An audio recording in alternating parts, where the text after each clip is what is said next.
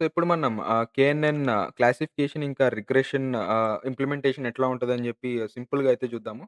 So, నేను already చేశాను. Implement చేశాను. సో, మనం ఏం చేద్దామంటే బేసిక్‌గా మనకు కావాల్సిన లైబ్రరీస్ ఏవైతే ఉంటాయో పాండాసు, ఆహ్, సీబాన్, మ్యాట్‌ప్లాట్‌లిబ్, నంపై ఇవన్నీ ఇంపోర్ట్ చేసుకొని ఒక క్లాసిఫికేషన్ ప్రాబ్లమ్ కాబట్టి ఎస్‌క్యూఎల్ డాట్ డేటా సెట్స్‌లో మేక్ క్లాసిఫికేషన్ తీసుకొని ఇవన్నీ మనం ప్రీవియస్‌గా చేసాం గదా! శాంపుల్స్ ఒక 1000 అబ్జర్వేషన్ తీసుకున్నాను. ఫీచర్స్ ఒక 3 ఫీచర్స్ తీసుకున్నాను.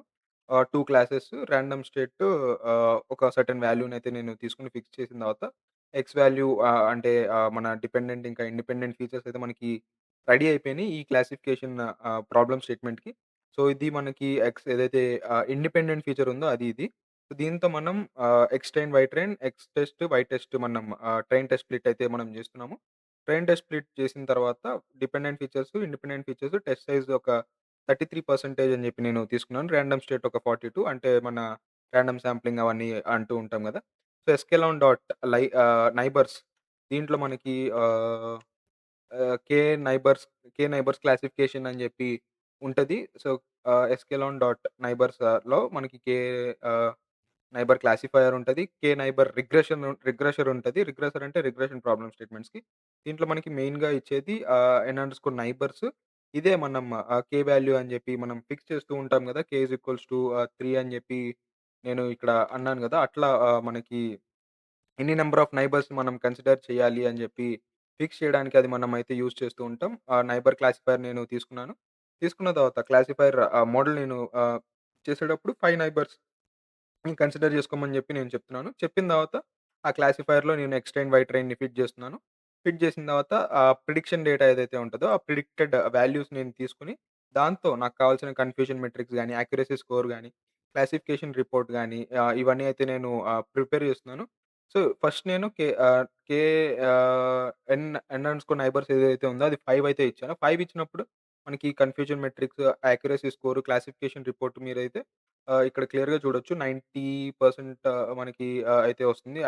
ఆల్‌మోస్ట్ యాక్యురసీ అన్నిట్లో 90, 93 ప్రెసిషన్, రీకాల్, యాక్యురసీ 91 అని జెప్పి మనకి వస్తుంది గదా! ఒకవేళ మనం నైబర్స్ ఏదైతే ఉందో దాన్ని మార్చే కొద్దీ మనకి వాల్యూస్ అయితే మారిపోతూ ఉంటది. అలాగా మీరు గూడా ట్రై జేయండి. వేరే వేరే డిఫరెంట్ డిఫరెంట్ నైబర్స్‌ని అదే కే వాల్యూస్‌ని మనం ఫిక్స్ చేసి.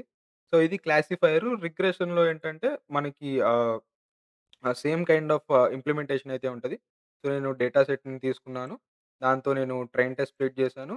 ఇప్పుడు కేఎన్ కే నైబర్ రిగ్రెసర్ అయితే తీసుకున్నాను. ఇక్కడ క్లాసిఫైయర్ తీసుకున్నాను గదా! అప్పుడు నేను రిగ్రెసర్‌నయితే తీసుకుంటాను. సేమ్ ఉంటాయి. కానీ దీంట్లో కూడా నైబర్స్ అవే ఉంటాయి. వెయిట్స్, ఆల్గోరిథమ్ గాని మెట్రిక్స్ గాని ఇవన్నీ సేమ్ ఉంటాయి. సిమిలర్‌గా ఉంటది. ప్రాబ్లమ్ స్టేట్‌మెంట్‌ని బట్టి అవన్నీ మారిపోతూ ఉంటది. దీనికి మన చిన్న ఎగ్జాంపుల్ తీసుకున్నాం కాబట్టి జస్ట్ నైబర్స్‌ని నేను కన్సిడర్ చేశాను 6 అని చెప్పి.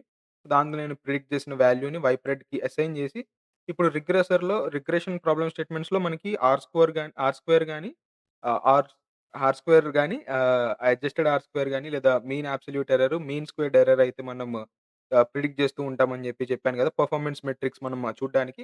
దాన్ని నేను ప్రిడిక్ట్ చేశాను. R2 ఒక 91% అయితే వస్తుంది. సో, మీన్ అబ్సల్యూట్ ఎర్రర్ ఇట్లా అయితే వస్తుంది. సో, దీన్ని మనం ఇంప్రూవ్ చేసుకోవచ్చు.